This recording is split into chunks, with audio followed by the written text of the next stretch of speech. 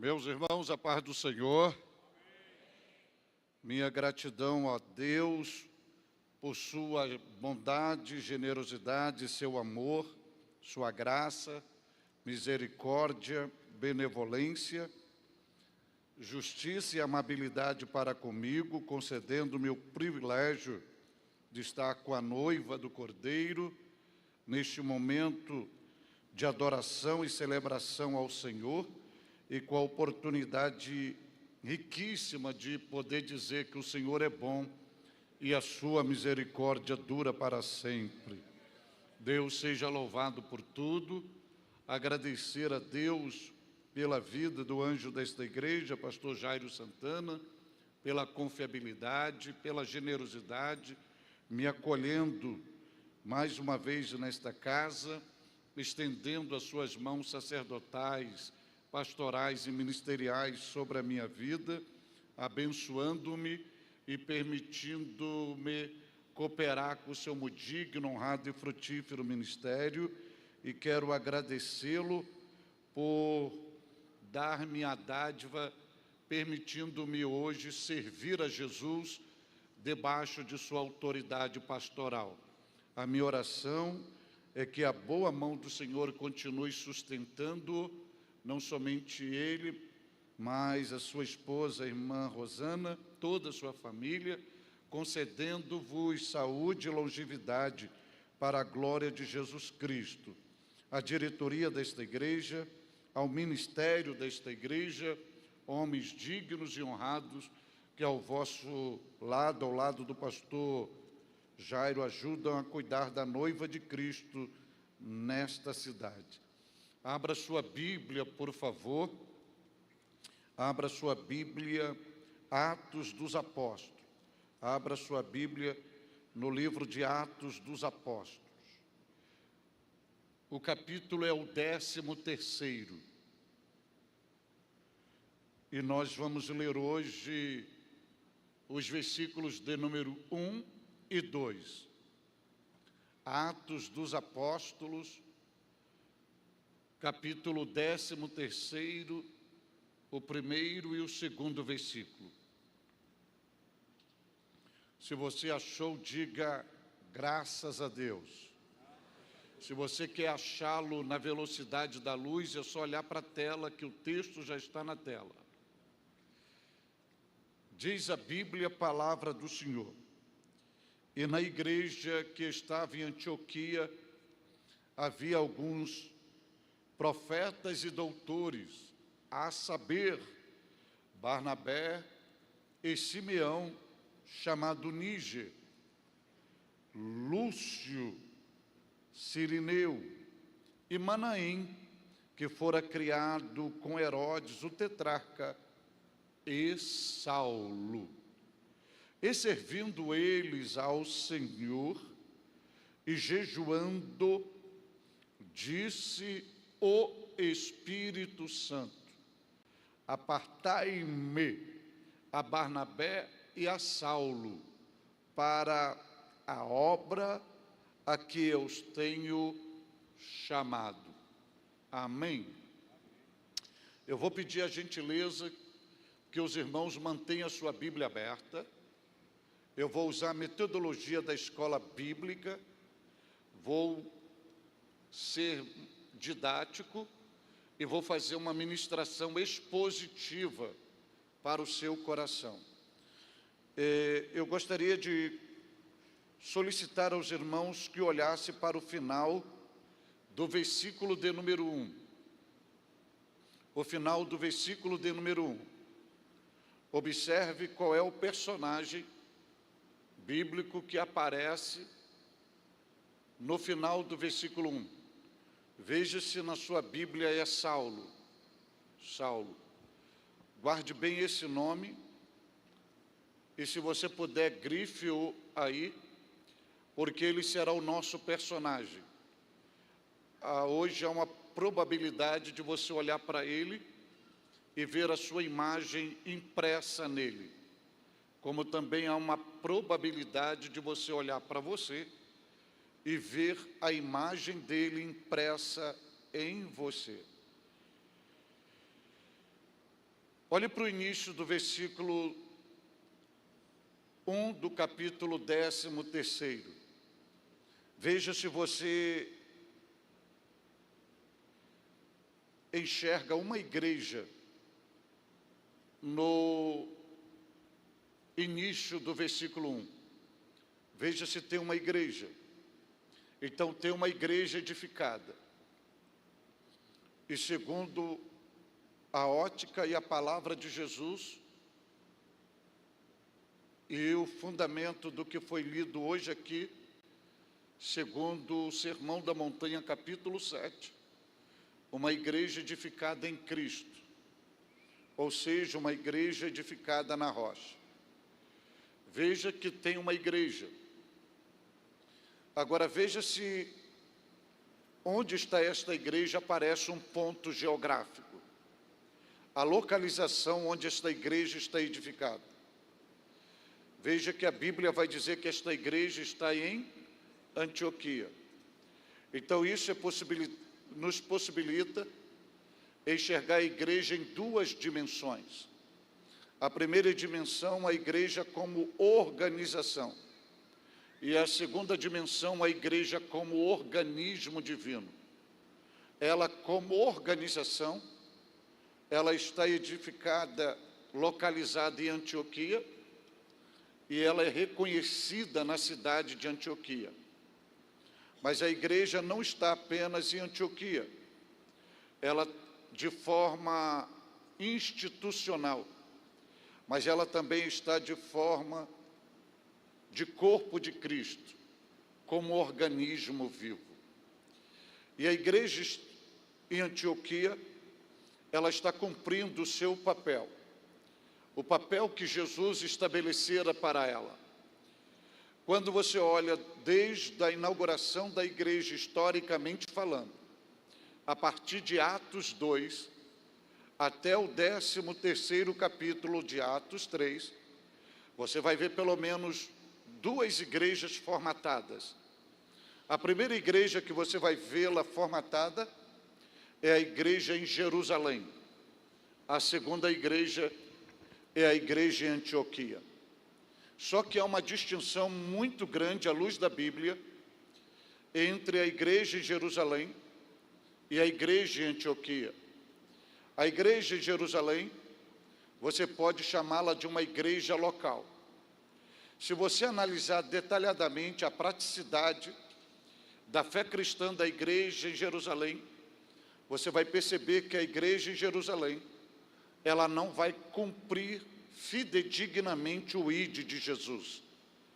Ela vai se conformar na sua zona de conforto e ela vai se conformar somente com a sua existência em Jerusalém.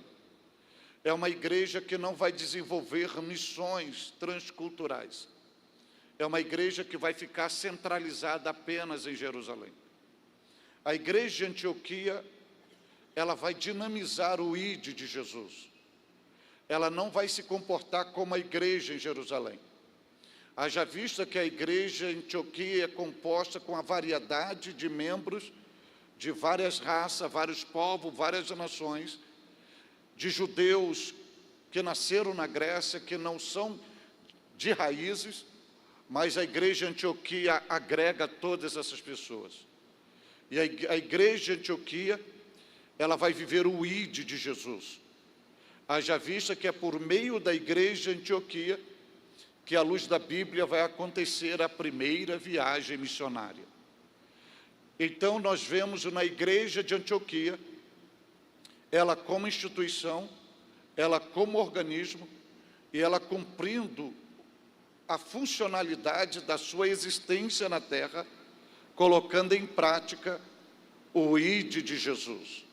Agora, outro detalhe que eu gostaria que você olhasse para a igreja de Antioquia. Veja se essa igreja, ela tinha no seu corpo, na sua estrutura vital, ela tinha a manifestação ou a composição das evidências dos dons ministeriais. Veja se na igreja de Antioquia tem profetas e doutores. Veja que Paulo vai estabelecer isto, conscientizando a igreja, aprimorando a igreja e falando dos dons ministeriais em Efésios capítulo 4, versículo 11, quando Paulo diz que Deus dá uns à igreja para apóstolos, evangelistas, profetas, pastores e mestres. São os 5 ministérios que Paulo estabelece no seu ensino à igreja aos Efésios. Dos 5 ministérios que Paulo estabelece ali, veja se você não tem as evidências de 2 deles na igreja de Antioquia. Veja se não tem profetas. Veja se não tem doutores ou mestres. Quando nós olhamos para isto, nós vemos que a Bíblia apresenta o dom de Deus, o dom de Cristo, o dom do Espírito e os dons do Espírito. E os dons do Espírito, você pode classificá-lo tanto em dons espirituais, quanto em dons ministeriais. Então a igreja tem dons ministeriais.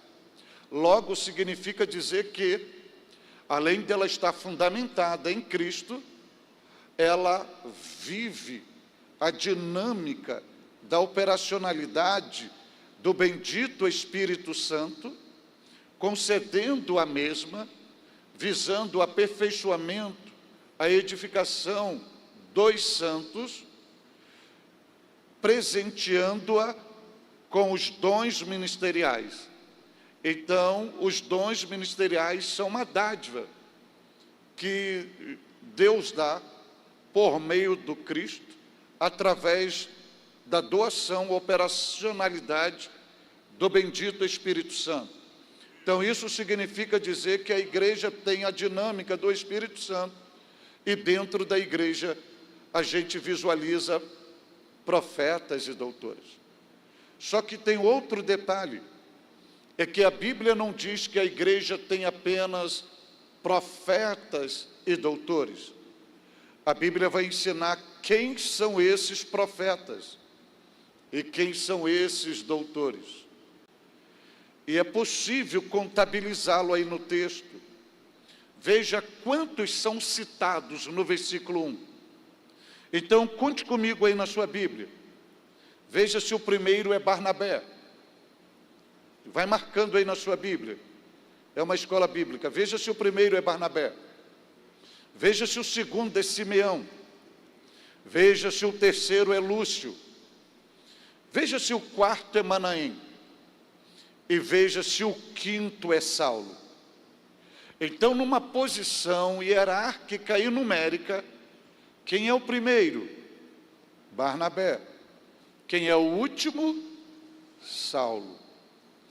Agora, um detalhe que é possível e é importante a gente pontuar. A Bíblia cita Saulo, correto? Nós estamos no 13º de Atos dos Apóstolos, correto? De forma progressiva, Saulo vai ter o encontro com Jesus em Atos 9. Uma experiência impactante, transformadora, viu uma revelação pessoal e exclusiva do Cristo, correto? Estão se passando 4 capítulos.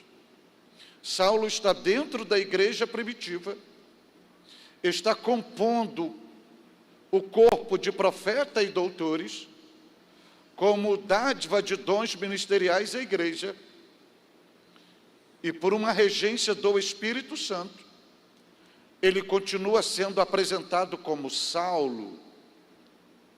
Saulo, guarde bem isto, Saulo. Olhe para o versículo de número 2. Vê se começa o versículo de número 2 dizendo assim, e. Não tem um e na sua Bíblia? E depois do e não tem uma vírgula? Então esse E não está por acaso. Este E é uma projeção da expressão comportamental de desenvolvimento e praticidade dentro da igreja em Antioquia.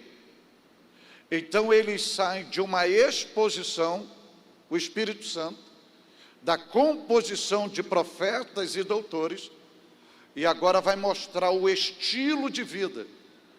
E isso é possível ver nesta vogal, E, vírgula, que é uma mudança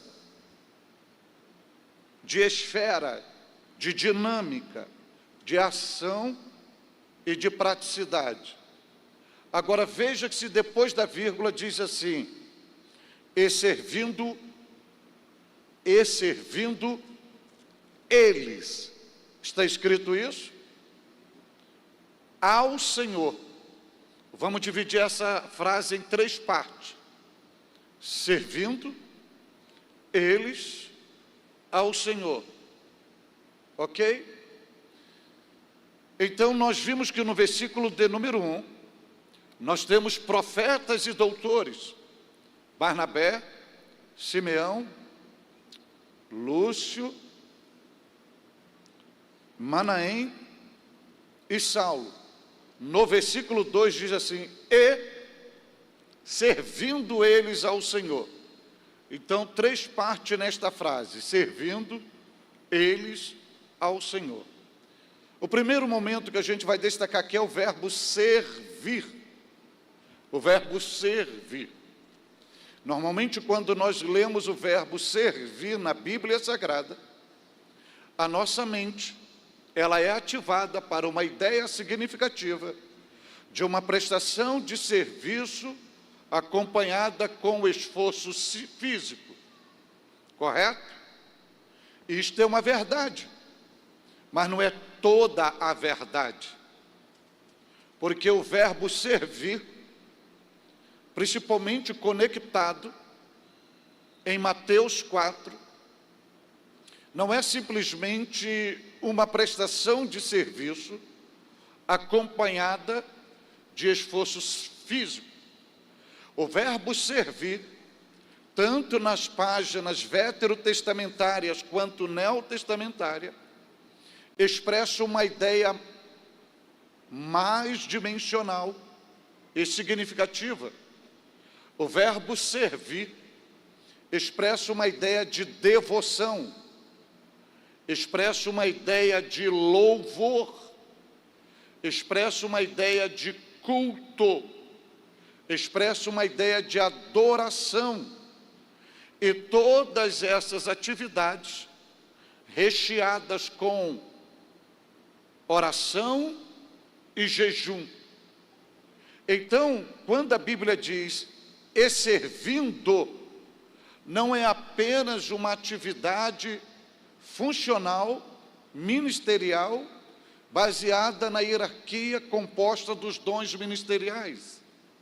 Aqui é um cultivo da vida espiritual por meio de uma devoção, por meio de louvor, por meio de oração, por meio de culto, por meio de jejum e por meio de oração. O que isso nos proporciona a extrair de lição? É que mesmo eles, estando numa posição hierárquica ministerial considerável diante e dentro da igreja em Antioquia, os status ministeriais deles não abortavam o cultivo da sua vida espiritual e relacional com Deus dos céus. Era profetas e doutores, mas eles estão cultuando, eles estão louvando, eles estão adorando, eles estão orando e eles estão jejuando. Isto significa dizer que a segurança deles não estava no status ministeriais, mas estava no ato relacional que eles cultivavam diante do Senhor. Eram profetas e doutores, mas tinham seus momentos de oração, seus momentos de jejum, seus momentos de louvor, seus momentos de adoração e seu momento de dedicação a Jesus. Isso significa dizer que eles não eram apenas um ativista religioso, eles cultivavam as riquezas espirituais para o desenvolvimento eficaz do seu ministério via igreja. Isso eles vão nos ensinarem que, independente dos nossos títulos, onde Deus nos coloca e o que Deus nos projeta, não podemos abortar na nossa vida o cultivo da vida espiritual com o louvor, a adoração, com a devoção, com o culto, com a oração e com o jejum. Aqui eles não mandam orar, aqui eles estão orando. Aqui eles não mandam jejuar, aqui eles estão jejuando. Aqui eles não mandam louvar, aqui eles estão louvando. Eles não mandam adorar, eles estão adorando. Porque a igreja nunca será aquilo que a gente manda fazer. A igreja sempre será aquilo que ela vê cada um de nós fazermos. Então, se eu quero uma igreja que adore, essa igreja tem que me ver adorando. Se eu quero uma igreja que ore, esta igreja tem que me ver orando. Se eu quero uma igreja que jejue, esta igreja tem que me ver jejuando. Se eu quero uma igreja comprometida com a palavra, esta igreja tem que me ver comprometida com a palavra e servindo. Agora veja se depois do verbo servir tem um pronome pessoal na terceira pessoa do plural, servindo eles, ok? Parece simples isto, não parece? Parece muito simples. Agora veja se no versículo de número 1 dá o nome dos 5. No versículo de número 1 dá o nome dos 5, não dá? Agora veja quando eles estão servindo, se a Bíblia dá o nome dos 5. Quando eles estão prestando serviço, a Bíblia não dá o nome dos 5. A Bíblia só diz assim, eles. Por quê? Porque quando você está servindo, quando você vive Cristo, não existe disputa, não existe partidarismo, e não aparecem os profetas e doutores. Aparece uma unidade, um corpo.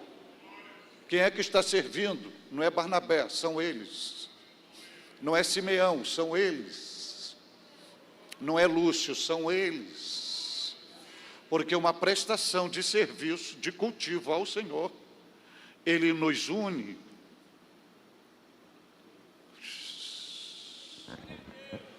Não há destaque humano, há unidade do corpo, há fortalecimento do corpo. Enquanto no versículo 1 você consegue distinguir quem é o primeiro e quem é o último.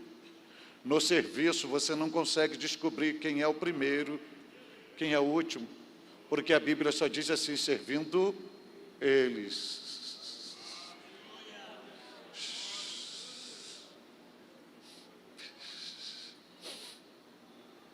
E eles estão na igreja, não estão? Não são profetas e doutores? Sim. Mas veja se no versículo 2 se eles estão servindo a igreja. Ou veja se eles estão servindo ao Senhor. É a igreja que eles estão servindo ou é ao Senhor? Mas eles não estão na igreja. Eles não são profetas na igreja. Eles não são doutores na igreja. Mas a Bíblia não diz que eles estão servindo a igreja. Eles estão servindo ao Senhor. Sabe o que o texto está ensinando? Que tudo aquilo que a gente faz na igreja, para a igreja, com a igreja, a gente nunca faz para a igreja. A gente faz sempre para o Senhor. Por que existem muitos obreiros frustrados? Porque eles acham que eles estão trabalhando para a igreja. E eles estão trabalhando para o Senhor.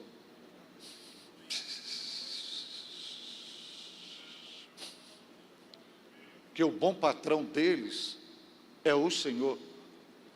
Quem o chamou foi o Senhor. Que o propósito existencial deles é o Senhor. Aí eu vou explicar isso aqui na prática, para você entender, para isso remover da gente o egoísmo, o individualismo, o culto à personalidade, a exaltação ao nosso nome. Então, por exemplo, no momento que não tem nenhuma atividade nesse templo, não tem luzes, não tem câmera, não tem seres humanos, não tem telão ativo, aí chega uma pessoa e começa a limpar esse templo, ou limpar essas cadeiras. Ninguém está vendo, não tem iluminação sobre ela, a não ser a natural, não tem nada tecnológico para projetá-lo, mas ela faz isto. Aí chega uma pessoa materialista, capitalista, interesseira, com segundas intenções, e diz a mesma: você trabalhando aqui, ninguém está vendo, o que você vai ganhar com isto? Quando uma pessoa, ela não entende o propósito chamado dela, quando ela ouve o que ganhar com isso, a sua mente ativa e vê cifrão.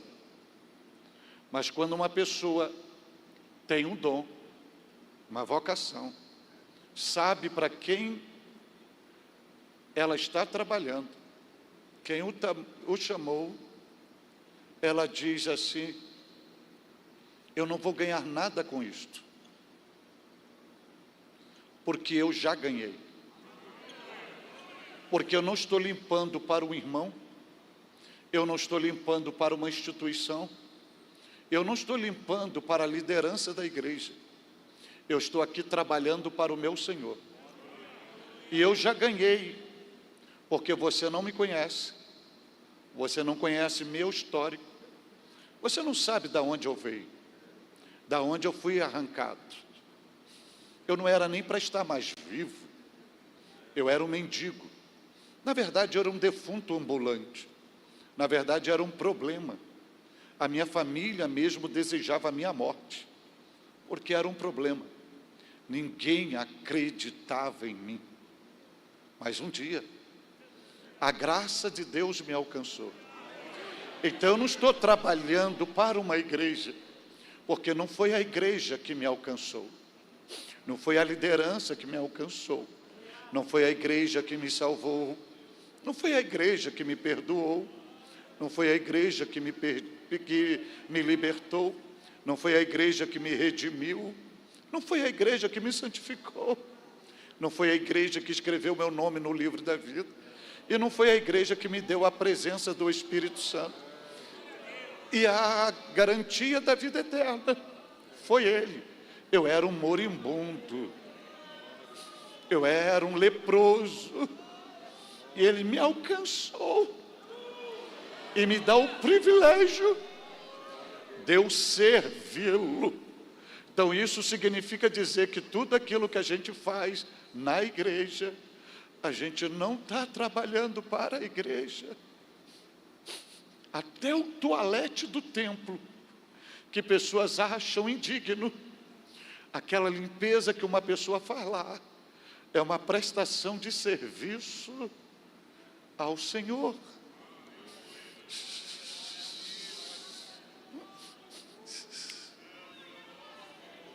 Aí hoje a gente está aqui nessa IBO, não está? Aí a gente pensa que a gente veio aqui para cumprir mais uma liturgia, mais uma programação, mais um ato religioso. E a gente não veio aqui para mais uma liturgia, para mais uma programação, para mais um ato religioso. A gente veio para uma prestação de serviço ao Senhor. Hoje não é uma atitude física limpando, mas é devoção, é louvor, é adoração, é culto. E isto é prestado para quem? Para quem? Você hoje veio aqui servir a quem? Ser visto por quem?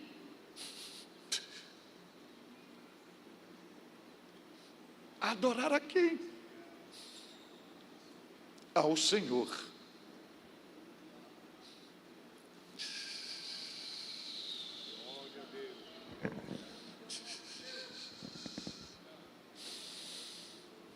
Então eu não vou pedir para você levantar a mão, eu não vou pedir para você dizer aleluia, eu não vou pedir para você glória a Deus, dar glória a Deus, porque você não veio aqui para servir homem, para cultuar homem, você veio aqui prestar um serviço àquele que acreditou em você, quando ninguém acreditava, que estendeu a mão para você, quando ninguém estendia mais.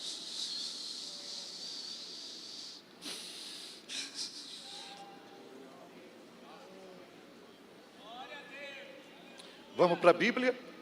Aí eles estão servindo ao Senhor, e veja que eles estão servindo e jejuando, não estão? Lembra que eu disse que os dons ministeriais, profetas e doutores são doados pelo Espírito Santo, e é uma comprovação da presença do Espírito Santo? Lembra que eu disse isso? Agora veja se no versículo 2 diz assim: e disse o Espírito Santo. Está escrito isso na sua Bíblia? E disse o Espírito Santo. Vamos parar um pouco nesse verbo dizer, ou verbo falar. A igreja já não tinha a presença do Espírito Santo? Tanto tinha que ter os dons ministeriais, não tem?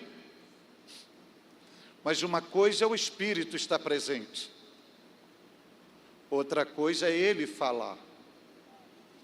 Não significa que ele está presente, que ele está falando.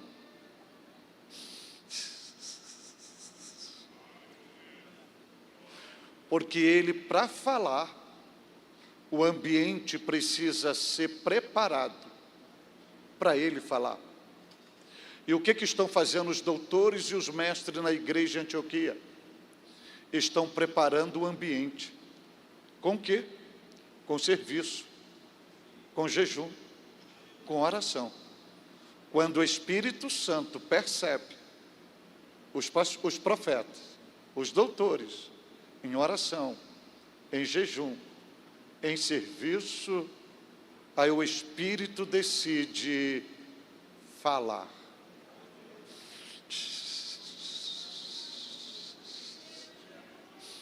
A gente tem tudo para criar um ambiente hoje aqui, porque certeza que ele está presente, sim, mas não basta ele só estar presente. Há um anseio para ouvir a sua voz, mas para ele falar, tem que ter jejum, oração, devoção, louvor, adoração. Agora veja se disse um Espírito, ou veja se tem um artigo definido no singular. E disse o. E se você olhar para a palavra Espírito Santo, está escrita em letra maiúscula. Não é um fluido, não é uma emoção, é uma pessoa que está se revelando. Agora, não tem profeta e doutores na igreja? Quando o Espírito se revela, cadê os profetas? Cadê os doutores? No versículo 2, qual é a voz que você ouve aí? É a voz dos profetas? É a voz dos mestres? Ou é a voz do Espírito? Porque quando o Espírito fala, independente da tua titularidade, o homem se cala.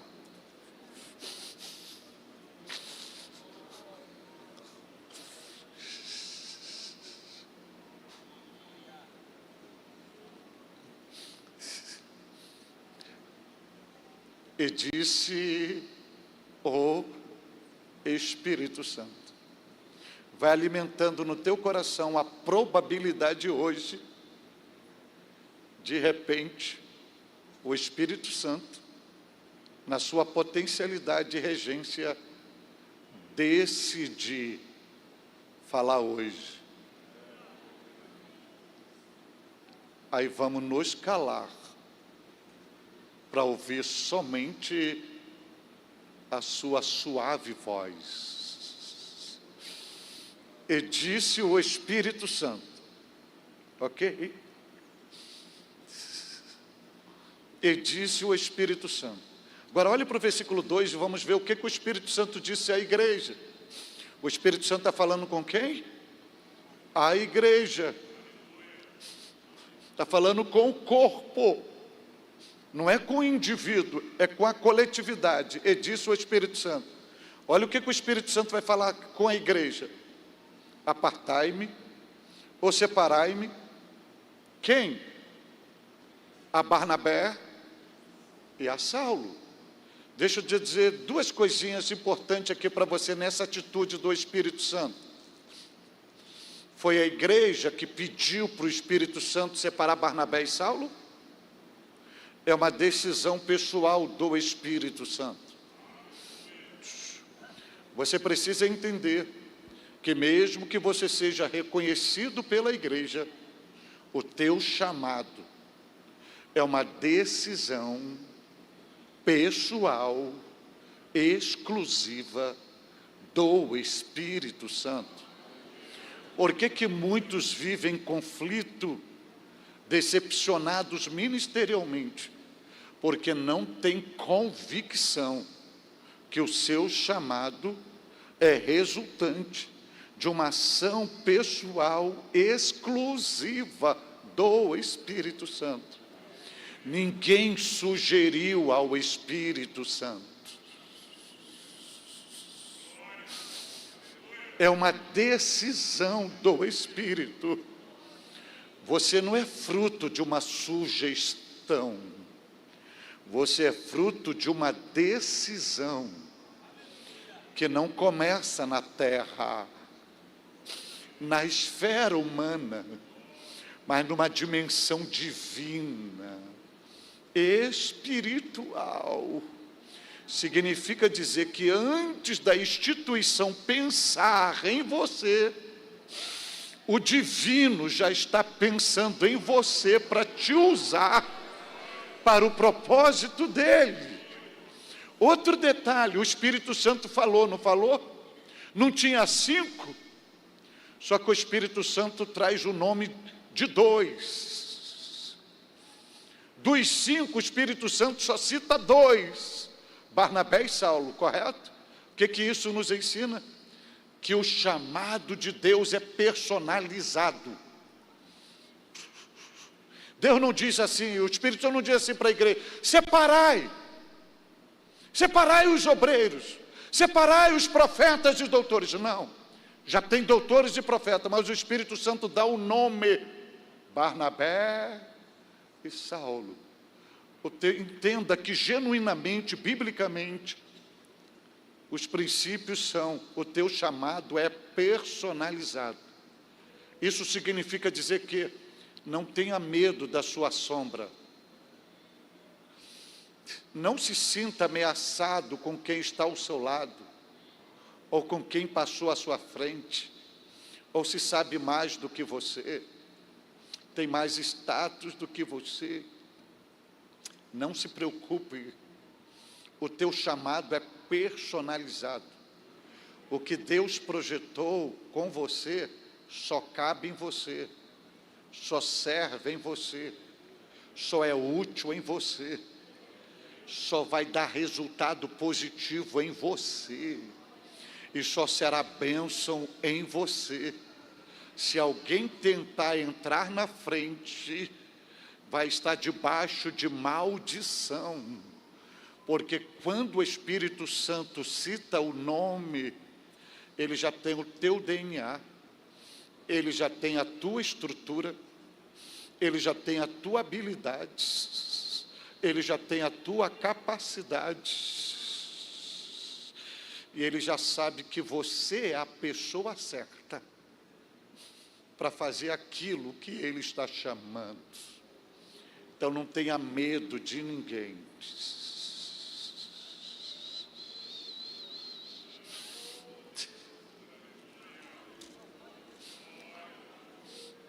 Outro detalhe, preste atenção, ele diz assim: apartai-me a Barnabé e a Saulo, não é isso que ele diz? Quantos tem na igreja? Quantos profetas e doutores são? Quem é o primeiro? Quem é o último?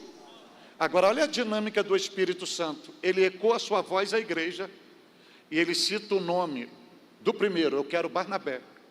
Ele pula o segundo, ele pula o terceiro, ele pula o quarto e vai o quinto: Saulo.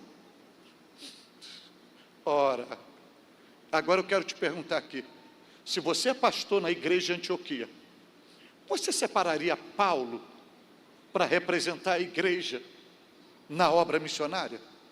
Você enviaria Paulo? Paulo é o perfil daquela pessoa que o currículo dele tem tantos anos de cárcere, tantos crimes nas costas, é o todo manchado, é todo negro o currículo dele. Aí ele se converte. Aí o Espírito Santo fala contigo: separe fulano para a obra. Quando você apresenta o nome dele à igreja, o que o corpo da igreja vai trazer à tona? Não é a conversão do indivíduo, mas é o passado dele. Fulano, olha o que ele fez. É Saulo na igreja. Não, isso não pode. Tem pessoas que foram criadas aqui, que nasceram aqui. Esse veio da lama, do crime, das grades, das drogas. Olha o histórico. Como que esse vai representar? Vai para uma viagem missionária, se tem gente mais antiga do que ele. Aí o Espírito Santo pula e vai no último. Agora, olhe para Saulo, quem fora Saulo, e olha para você, quem fora você. Você era um religioso, um judaizante, você perseguiu crente em nome da fé que você tinha, você dizia que morria na religião dos seus pais, você corria de crente, você odiava crente, você fechava as portas para não receber crente, e muitos já fizeram trabalho para fechar a igreja, para matar crentes. Você era considerada a escória da sociedade. É só ver onde você andava e onde você anda, o que você fazia e o que você faz, com quem você andava e com quem você anda, a arma que você usava e a arma que você usa hoje, o que você fazia, o que você faz hoje. Não vai muito longe, não. Pegue uma fotografia tua, antes de você abraçar a fé, que você é capaz de não reconhecer aquele e dizer, esse não sou eu.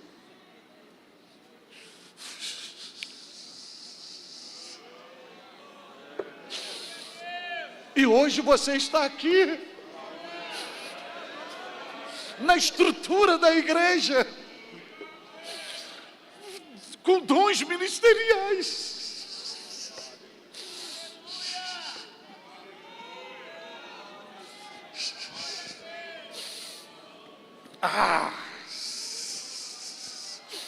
Aí o Espírito Santo diz assim, eu quero Saulo, eu quero Saulo. Aí eu te pergunto, o que o Espírito Santo viu em Saulo, que a igreja não conseguira ver, mas o Espírito Santo viu em Saulo. E o que Deus viu em você, para escolher em você, se a sua família não vira, se os seus parentes não viram, seus amigos não viram, e nem você mesmo conseguia ver, mas o Espírito de Deus viu em você, e disse, eu quero você, eu quero você. O que o Espírito Santo viu em Saulo para ecoar o nome dele e fazer a igreja toda ouvir, Saulo, separai-me, Saulo. O que o Espírito Santo viu nele para pedi-lo? Sabe o que o Espírito Santo viu? Viu um depósito de tesouros. Sabe o que o Espírito Santo viu nele? Viu a epístola aos Romanos, viu a epístola 1 aos Coríntios, viu a epístola 2 aos Coríntios, viu Gálatas, viu Efésios, viu Filipenses, viu Colossenses, viu 1 Tessalonicense, viu 2 Tessalonicense, viu 1 Timóteo, 2 Timóteo, viu Tito, viu Filemão, e para quem defende que ele é o autor aos Hebreus, viu também a carta aos Hebreus. O Espírito Santo viu nele igrejas, e o Espírito Santo viu nele cidades, o Espírito Santo viu nele nações, o Espírito Santo viu nele a expansão do reino de Deus. Sabe o que o Espírito Santo viu em você, para você estar aqui? O Espírito Santo viu tesouros dentro de você, quando a sua família não via, quando os seus vizinhos não viam, quando os seus pais não viam, quando a sua sociedade não via, e até mesmo quando a igreja não via, nem mesmo você enxergava, mas o Espírito Santo bradou, eu quero você, porque dentro de você tem bairros, dentro de você tem cidades, dentro de você tem capitais, dentro de você tem estados, dentro de você tem países, dentro de você tem congregações, dentro de você tem igrejas, dentro de você tem livros, dentro de você tem potência. Eu vejo famílias dentro de você, eu vejo multidão dentro de você, eu vejo expansão do reino dentro de você. Eu quero você! E receba esta palavra. O cemitério é o lugar mais rico da face da terra, porque muitos foram enterrados com livros dentro, com músicas dentro, com poemas dentro, com mensagens dentro. E receba esta palavra, você morrerá vazio. Se você não for arrebatado vivo, você morrerá vazio. Porque todos os tesouros que estão dentro de você é para promover a edificação, o aperfeiçoamento dos santos e a expansão do reino de Deus. Existe dom dentro de você, existe habilidade dentro de você, existe potência dentro de você, existe capacidade dentro de você, existe talentos dentro de você, existe canções, músicas, melodias, poemas, mensagens, livros, projetos, sonhos, igrejas, famílias, rebanhos. E o Espírito Santo chamou você porque ele viu tudo isso.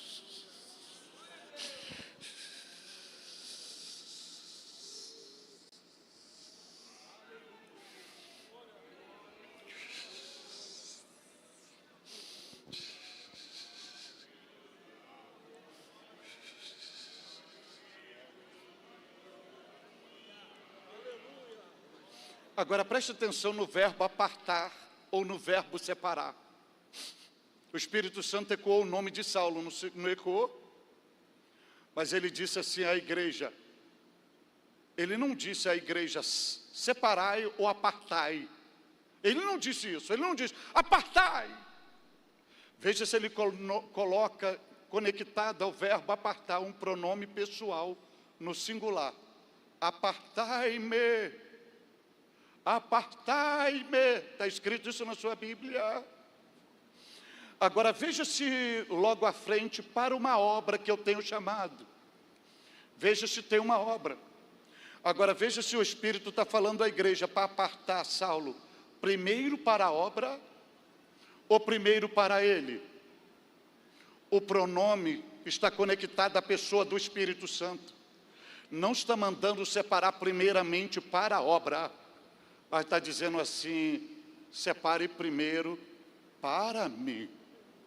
Porque antes de você ser da obra, o Espírito Santo quer que você seja dele.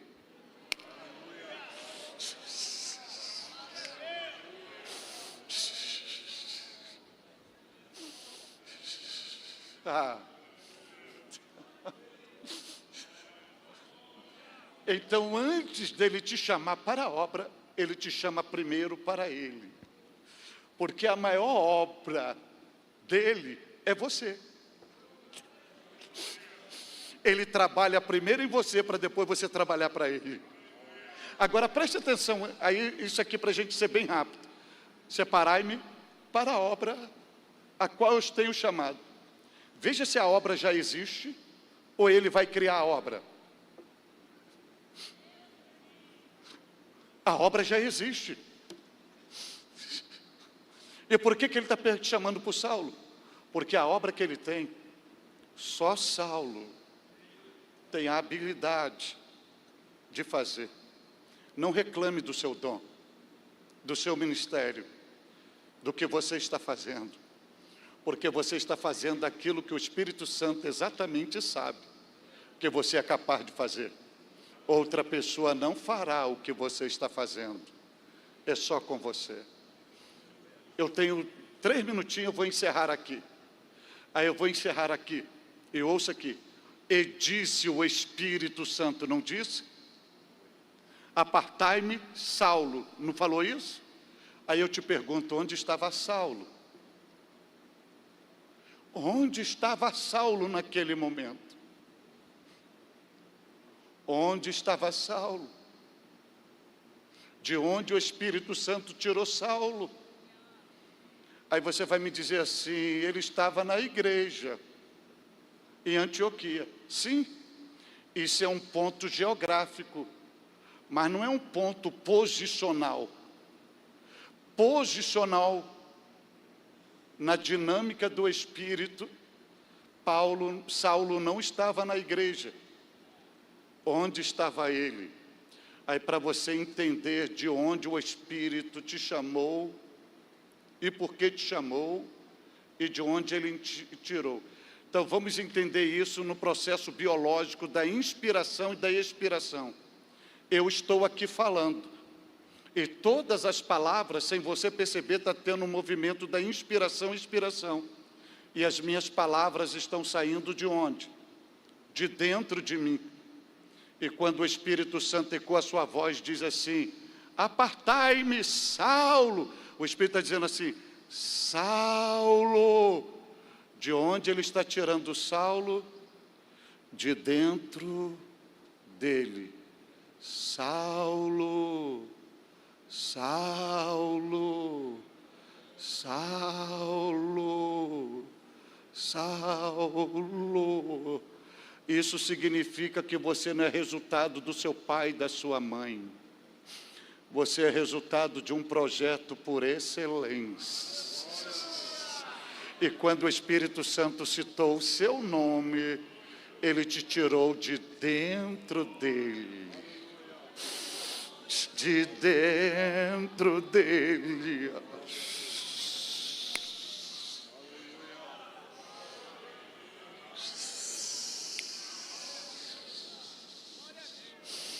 Você tem tudo agora para agradecer ao Espírito Santo pelo dom que você recebeu e pelo que você está fazendo hoje aqui. Deus te abençoe. Se coloque de pé, por favor.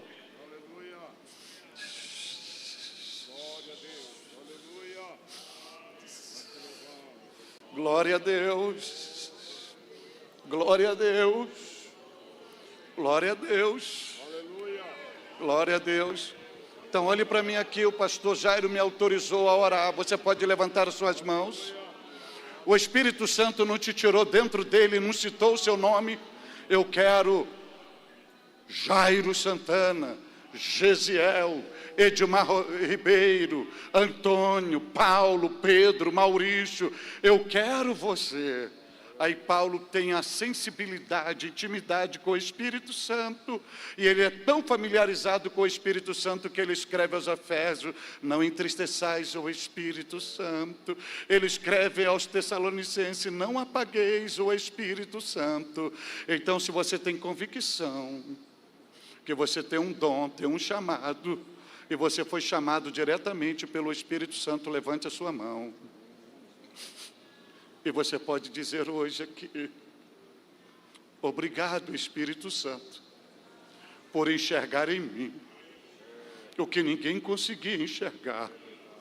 Obrigado, Espírito Santo, pelo investimento que fizeram em mim.